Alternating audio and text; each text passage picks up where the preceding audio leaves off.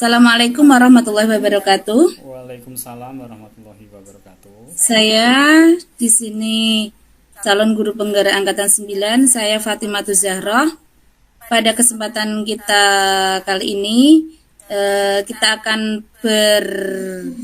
mempraktekkan kucing bersama rekan CGP saya, Bapak Muhammad Rifki Ubaidillah, di mana di sini Pak Muhammad Rifki Ubaidillah di sini sebagai guru kelas 4 di SD Negeri Kedondong 3, Kecamatan Gajah, mempunyai masalah tentang kerjasama atau kolaborasi ketika melaksanakan tugas kelompok dan diskusi pada murid-murid yang beliau ajar. Hal ini terlihat ketika dibuat kelompok, salah seorang siswa tidak mau satu kelompok dengan siswa yang lain, sehingga hasil dari tugas kelompok dan diskusi pun tidak maksimal. Di sini Pak Rifki ingin berdiskusi tentang solusi terbaik untuk masalahnya tersebut. Assalamualaikum Bu Fatim. Waalaikumsalam warahmatullahi wabarakatuh, Pak Rifki. Selamat siang Bu Fatim. Selamat siang Pak Rifki. Bagaimana kabarnya Pak Rifki? Bu mau cerita sedikit sebenarnya, ganggu waktunya nih nggak Bu?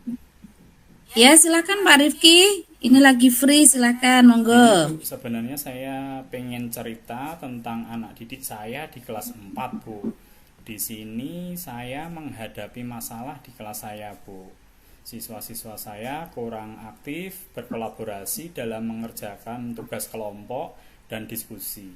Di pelajaran terakhir kemarin bahkan ada salah seorang anak yang tidak mau berkelompok. Jadi kemarin saya sudah membagi kelompok menjadi 2 kelompok Bu. Karena murid saya di sini kan ada 6 orang ya Bu. Jadi ada 5 orang perempuan dan 1 orang laki-laki. Nah, permasalahannya di sini Bu, yang ada 1 orang laki-laki ini tidak mau berkelompok dengan salah satu siswi saya Ibu. Nah, ini mau cerita sedikit Bu, kira-kira gimana Bu? Ada solusi enggak Bu? Ya.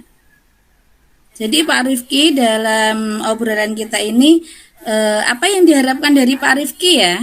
Ya, saya pengen mendapatkan saran ataupun strategi dari Ibu untuk meningkatkan biar kolaborasi anak didik saya ini di kelas dapat berjalan dengan baik Bu, sehingga kedepannya ketika nanti dibuat diskusi kelompok itu dapat berjalan dengan baik Bu.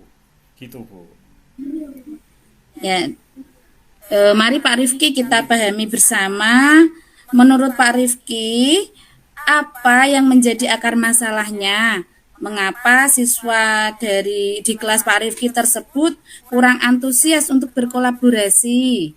Saya rasa sih di sini masalahnya adalah ketidakmampuan mereka berkomunikasi Bu dan bekerja sama. Ya, mungkin juga ada rasa tidak nyaman atau kurangnya kepercayaan di antara mereka Bu. Soalnya gini Bu, kemarin kan itu sebenarnya anak ini sudah pernah dibuat saya sebenarnya pernah membuat tugas kelompok dan berjalan dengan lancar. Kemudian ini saya bagi lagi tapi dengan kelompok yang berbeda. Namun ini kok siswa saya itu tidak mau dijadikan satu kelompok. Ya, itu yang menjadikan masalah saya Ibu. Oh, begitu ya Pak. Terus selama ini bagaimana dengan peran Pak Rifki dalam hal ini? Apakah ada aspek pembelajaran atau gaya pengajaran yang mungkin mempengaruhi kolaborasi siswa Pak Rifki? Ya, saya berpikir Bu, mungkin saya kurang memberi kesempatan juga ya pada mereka untuk berbicara ataupun berpendapat. Saya juga mungkin terlalu fokus pada penilaian individu daripada kerja kelompok. Mungkin itu Bu. Jadi lebih penilaiannya secara individu, namun secara kelompok ini masih kurang. Menurut saya itu seperti itu sih.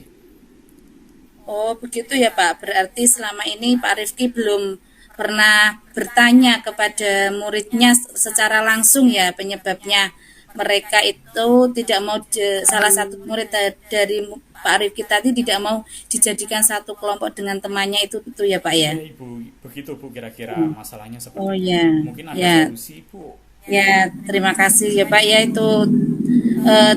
Sekarang bagaimana menurut Pak Rifki solusi yang ideal untuk meningkatkan kolaborasi di kelasnya Pak Rifki? Ya, kalau menurut saya sendiri sih ya saya mungkin perlu menciptakan lingkungan kelas yang mendukung kolaborasi, Bu. Karena di sini kan kurangnya kolaborasi. Jadi saya harus membuat lingkungan kelas yang mendukung kolaborasi. Mungkin dengan mengintegrasikan kegiatan-kegiatan yang mendorong interaksi ya, Bu, seperti misalnya diskusi kelompok ataupun proyek bersama.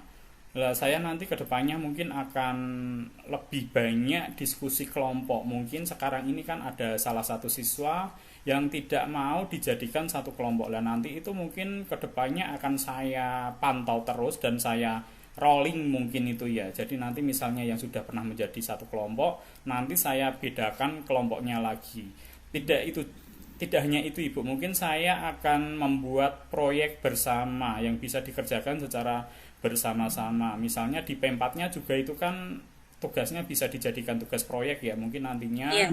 kedepannya nanti di P5-nya nanti akan saya buatkan proyek sehingga mereka dapat bekerja secara bersama ataupun kelompok, Bu. Gitu, Bu, mungkin.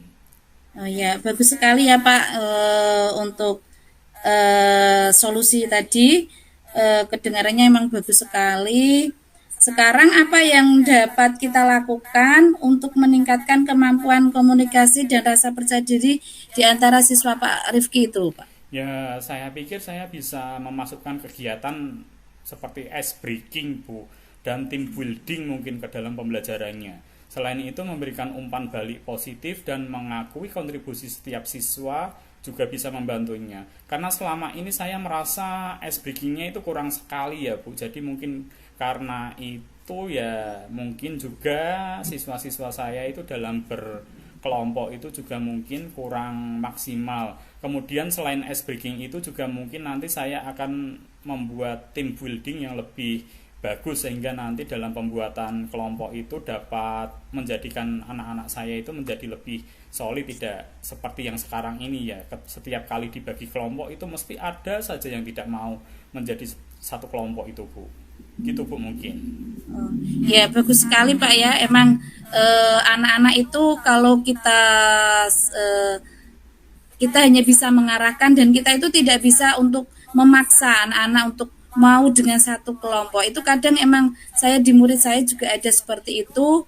Ada yang kadang tidak mau berkelompok dengan temannya, walaupun itu sesama eh, laki-laki sama laki-laki, kadang itu juga tidak mau. Mungkin dari mereka itu ada masalah tersendiri ya Pak ya. Ya. Emang anak-anak itu tidak bisa kita paksakan.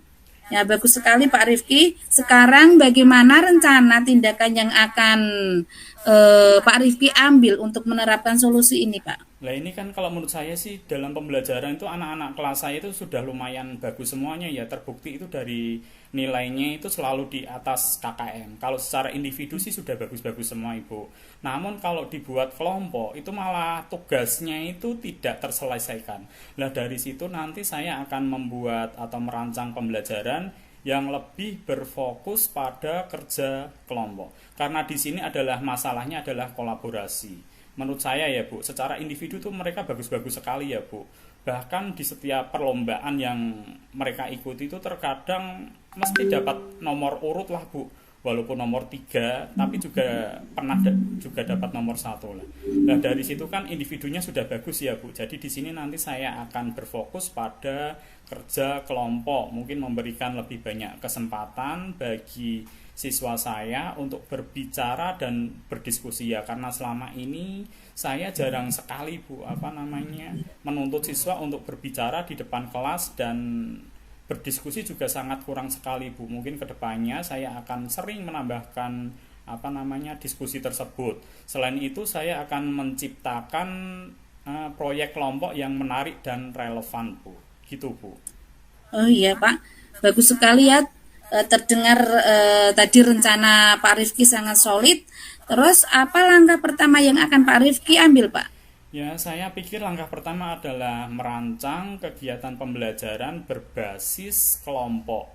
Di sini nanti saya akan melibatkan setiap siswa. Jadi di sini nanti tidak ada siswa yang pasif ya, Bu. Jadi saya mengharapkan setiap siswa itu aktif, antara siswa yang satu dan siswa yang lainnya. Tidak seperti sekarang ini ya, setiap kali dibagi kelompok mesti itu ada yang tidak mau menjadi satu kelompok dengan yang lain. Nantinya saya akan membuat atau tim building sehingga nanti dalam kelas itu tercipta suasana belajar yang kolaboratif, Bu. Kemudian saya juga akan memperkenalkan kegiatan-kegiatan pendukung ya, Bu, seperti ice breaking secara bertahap. Ya, saya rasa itu ice breaking itu sangat menarik sekali ya, Bu. Karena sekarang ini saya Bu, jarang sekali memberikan ice breaking kepada anak-anak saya itu, Ibu. Gitu, Bu. Iya, Pak. Emang Pak, kalau anak-anak kita sering-selingi ice breaking itu mereka semangat belajarnya itu bisa bertambah dan mereka akan lebih nyaman, mungkin seperti itu ya Pak. Ya, ini kebetulan juga kemarin saya sudah mengikuti itu, Bu, pelatihan ice breaking itu. Smart matematika itu banyak sekali ice breaking yang diberikan. Nantinya mungkin saya akan menerapkannya di kelas. Ya, mudah-mudahan masalah yang ada di kelas saya nantinya akan teratasi dan terselesaikan ya, Bu. Ya, saya juga kadang pusing, Bu, mengatasi masalah tersebut. Setiap kali dibagi kelompok kok mesti ada saja anak yang tidak mau satu kelompok. Itu kan ya pembelajarannya juga akan menjadi kacau ya, Bu, kalau masih seperti itu. Ya Pak, wah bagus sekali ya rencananya Pak Rifki. Mudah-mudahan nanti berhasil ya Pak, dapat diterapkan di kelasnya Pak Rifki ya Pak ya. Ya, sekarang bagaimana dengan tanggung jawab Pak Rifki terhadap rencana ini? Apa komitmen yang akan diambil Pak Rifki? Ya, saya akan komitmen dengan rencana yang sudah saya tetapkan itu tadi, Bu, yang saya ceritakan ya. Saya berkomitmen untuk selalu konsisten menerapkan kegiatan pembelajaran berbasis kelompok dan memonitor kemajuan kolaborasi siswa ya, Bu. Saya juga akan memberikan umpan balik secara teratur untuk memastikan perubahan yang positif. Jujur saja ya, Bu, sekarang saya itu jarang sekali memberikan umpan balik kepada siswa saya ya. Mungkin itu yang membuat siswa saya itu juga mungkin kurang, atau untuk berkolaborasi itu sangat kurang sekali, Bu. Itu, Bu. Ya, bagus sekali Pak untuk komitmennya Pak Rifki. Saya yakin dengan upaya dan komitmennya Pak Rifki tadi, kolaborasi siswa di kelas Pak Rifki akan meningkat. Mungkin ada lagi Pak yang bisa saya bantu Pak? Tapi menurut Ibu sendiri gimana, Bu? Yang saya lakukan itu sudah tepat enggak, Bu? Kalau menurut saya itu sudah sangat tepat Pak, karena dari awal Pak Rifki sudah membuat rencana yang sangat runtut, yang sangat bagus. Itu bisa kita terapkan di kelas kita. Mungkin dengan rencana-rencana seperti itu sangat menarik untuk siswa agar mereka itu dalam berkolaborasi itu bisa lebih aktif dan dalam penyelesaian tugasnya juga bisa terselesaikan dengan hasil yang memuaskan seperti yang kita inginkan. Tapi dari semua itu kita itu emang sebagai guru kan tidak bisa ya Pak memaksa siswa untuk dengan persis yang apa kita inginkan. Tapi kita hanya bisa membimbing siswa dan dari tanggung jawab Pak Rifki tadi, komitmen Pak Rifki tadi juga sudah luar biasa. Itu dapat semoga nanti bisa diterapkan di kelas Pak Rifki dan bisa sesuai dengan apa yang kita inginkan, seperti itu ya Pak Rifki ya. Kalau Bu Fatin sendiri pernah nggak, Bu, mengalami kejadian seperti itu atau masalah seperti itu? Contohnya tadi ya, siswa tidak mau dijadikan satu kelompok. Mungkin Bu Fatin bisa sedikit cerita tentang di kelasnya Ibu dalam pembentukan kelompok mungkin, Bu. Oh, seperti itu ya Pak. Evaluasi saya nantinya. Oh ya, kalau di kelas saya itu Pak, alhamdulillah untuk di kelas saya tahun ini itu lebih mudah dalam mengelompokkan murid-murid saya dibanding dengan tahun yang kemarin. Kalau di tahun yang kemarin itu emang ada satu anak yang dimana anak di situ kan emang menurut teman-temannya itu memberikan dampak negatif kepada teman-temannya. Makanya dulu itu ada satu anak yang kalau saya masukkan ke kelompok-kelompok itu mereka banyak yang menolak Pak, karena anak itu emang luar biasa. Jadi mereka menolak. Kalau untuk di tahun ini, alhamdulillah di kelas saya itu saya kelompokkan bentuk apapun itu mereka tidak menolak Pak, seperti itu Pak. Oh iya, terima kasih Bu atas insight-nya. Lah, insight ini nanti saya akan jadikan bahan evaluasi di kelas saya, Bu. Terima kasih Bu sebelumnya. Mulai sekarang saya akan mulai merancang perubahan ini dan melibatkan siswa dalam proses pembelajaran saya. Semoga apa yang saya lakukan dapat berhasil dan dapat meningkatkan kolaborasi anak didik saya di kelas 4. Terima kasih Bu atas waktunya Amin, Ibu. amin. Iya Pak, sama-sama Pak. Iya Bu, terima kasih. Assalamualaikum warahmatullahi wabarakatuh. Waalaikumsalam warahmatullahi wabarakatuh. Assalamualaikum warahmatullahi wabarakatuh. Bersama Waalaikumsalam. saya Muhammad Rifki Ubedillah. Pada kesempatan kali ini kita akan praktik coaching model Tirta, di mana permasalahannya adalah rekan CGP saya sendiri, yaitu Mbak Fatimatu Zahro. Beliau merupakan guru kelas 5 di SDN Medini 2. Beliau punya permasalahan, yaitu bahwa siswa yang beliau ajar itu kurang antusias dan tidak mengumpulkan PR-nya. Seperti apa serinya coaching model Tirta ini, kita simak video berikut ini. Assalamualaikum warahmatullahi wabarakatuh. Waalaikumsalam warahmatullahi wabarakatuh. Selamat siang Pak Rifki. Selamat siang Bu Fatin. Pak Rifki, boleh ya minta waktunya sebentar? Saya mau bercerita tentang apa yang saya rasakan akhir-akhir ini di kelas saya, Pak Rifki. Iya boleh sekali Bu. Apa yang mau diceritakan Bu?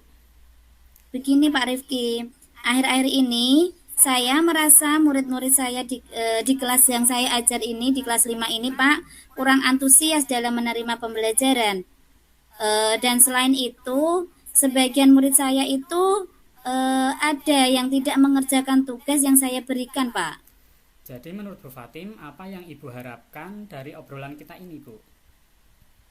Ya, saya mengharap solusi atas permasalahan saya tentang antusiasme murid-murid yang saya ajar Pak Rifki. Jadi saya ulangi ya Bu, jadi di sini kan muridnya Ibu itu kurang antusias ya Bu.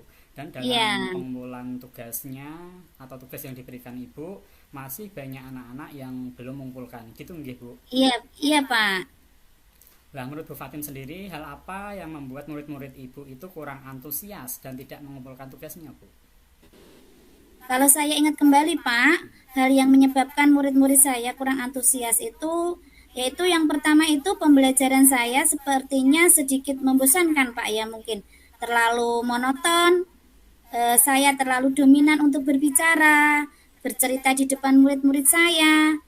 Dan yang kedua, saya tidak memberikan kesempatan buat murid saya untuk berpendapat Pak dalam pembelajaran. Dan saya jarang untuk memberikan anak biar aktif berbicara dalam pembelajaran saya. Seperti itu Pak. Jadi, saya ulangi ya Bu, berarti di sini kan pembelajarannya sedikit membosankan ya Bu. Kemudian di sini Ya, mungkin pembelajarannya terlalu monoton. Kemudian Ibu sendiri terlalu dominan ya Bu. Kemudian iya terlalu Pak. banyak bercerita di depan kelas dan tidak memberikan siswa-siswanya kesempatan untuk berbicara. Lah kira-kira apa saja yang dapat membuat murid Ibu antusias dalam pembelajaran itu Bu? Ya, menurut saya, murid-murid pasti kan menginginkan ya Pak, pembelajaran yang mengasihkan, membuat mereka nyaman, tidak monoton, dan pembelajaran yang tidak membosankan. Seperti itu ya Pak ya? Oh iya Bu, saya juga ketika menjadi murid juga yang pasti pengen pembelajaran yang tidak monoton ya, yang pasti juga tidak membosankan. Lah di sini saya sependapat dengan Ibu Fatim. Menurut pendapat Bu Fatim, apa saja yang bisa membuat murid-murid asik dan tidak bosan pada pembelajaran Ibu? Menurut saya, apa ya Pak ya? Mungkin pembelajaran yang berpusat pada murid, atau meminta murid untuk aktif dalam pembelajaran, atau dalam pembelajaran itu kita akan menyelipkan ice breaking atau memberikan games-games yang menarik yang ada hubungannya dengan pembelajaran tersebut. Mungkin seperti itu, Pak.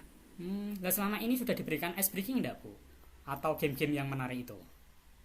Belum, Pak. belum ya, itu mungkin ya Ya, Bu, Ibu juga bisa menambahkan ice breaking. Sekarang ini kan kayak di YouTube, TikTok itu kan juga banyak sekali ya ice breaking yang membuat siswa itu merasa antusias ya Bu. Coba iya Pak. Ibu sekali-kali buka itu kayak TikTok, YouTube, itu sekarang banyak sekali model-model pembelajaran yang dapat membuat siswa itu antusias. Iya Pak. Nanti saya akan mencoba mencari model-model ice breaking yang menarik atau games-games yang menarik agar nanti murid saya itu lebih antusias dalam pembelajaran. Nah, menurut Bu Fatim sendiri tentang masalah pengumpulan tugas? Kira-kira yang menyebabkan anak-anak itu tidak mengumpulkan tugas apa sih, Bu? Kemungkinan itu Pak, karena tugas yang saya berikan itu terlalu banyak Pak. Saya itu dalam memberikan tugas itu kadang itu saya memberikan anak itu tugas yang banyak karena saya pengennya anak itu kan belajar Pak. Kalau anak tidak dikasih tugas itu kan tidak belajar Pak, seperti itu. Dan mungkin pertanyaan yang saya berikan itu mungkin anak belum bisa memahami. Jadi tugas Dan Ibu yang saya juga banyak itu ya, Bu. Lah, kira-kira di semua pelajaran itu Bu Fatim juga memberikan tugas yang banyak semuanya atau di satu mata pelajaran saja? biasanya saya itu lebih memberikan pertanyaan banyak itu di matematika Bapak. Karena kan di situ banyak contoh-contoh yang sudah saya berikan dalam pembelajaran. Nah, itu anak-anak itu saya kasih tugas itu menurut mereka itu terlalu banyak, mungkin seperti itu. Itu tidak Bu, Bu Fatim sebelum memberikan tugas atau di awal pembelajaran memberikan tes diagnosis tidak Bu kepada siswa-siswa tersebut? Belum, Pak. Oh, belum. Jadi mungkin Ya. gini Bu, sebelum menuju TP baru, mungkin Bu Fatim bisa memberikan tes diagnosis ya. Jadi kita tahu seberapa jauh murid kita itu memahami materi tersebut. Nah, kira-kira di Iya, materi apa Bu di matematika itu? matematika itu terutama sekarang itu di materi itu Pak tentang volume bangun datar itu. Anak-anak itu masih kesusahan. Karena anak-anak itu di kelas saya itu masih banyak anak yang belum bisa eh, hitung pembagian itu mereka masih bingung. Perkalian pembagian itu mereka masih bingung. Lebih ke perkalian pembagian ini padahal udah kelas 5 ya Bu. Lah, Iya Pak. yang materi yang lain gimana Bu? Atau Pokoknya cukup kalau di ada bangun ruang saja ini? matematika, iya, enggak kalau matematika ini kan saya kemarin yang saya alami itu di pembagian di itu apa itu namanya di bab bangun ruang itu kemarin volume bangun ruang itu Pak yang saya alami. Jadi volume bangun ruang ya Bu yang permasalahannya. Iya, Tapi untuk tugas-tugas yang di mata pelajaran lain tidak masalah ya Bu? Aman ya Bu? aman Pak. Di matematika terutama anak-anak saya itu yang jarang mereka mau mengerjakan tugas. Berarti di matematika lah selama ini sumber belajarnya apa saja Bu? Saya sudah biasanya saya biasanya itu Pak menggunakan buku teks, terus mencari referensi dari perpustakaan. Jadi selama ini menggunakan buku teks. Gini aja Bu menurut saya. Sudah itu enggak Bu Ibu sendiri sudah pernah cari-cari referensi di YouTube enggak Bu? Di YouTube itu kan banyak sekali referensi untuk menghitung cepat misalnya volume kubus, balok itu ada referensinya banyak sekali. Coba sekali-kali Ibu bukanya atau sudah membukanya Bu?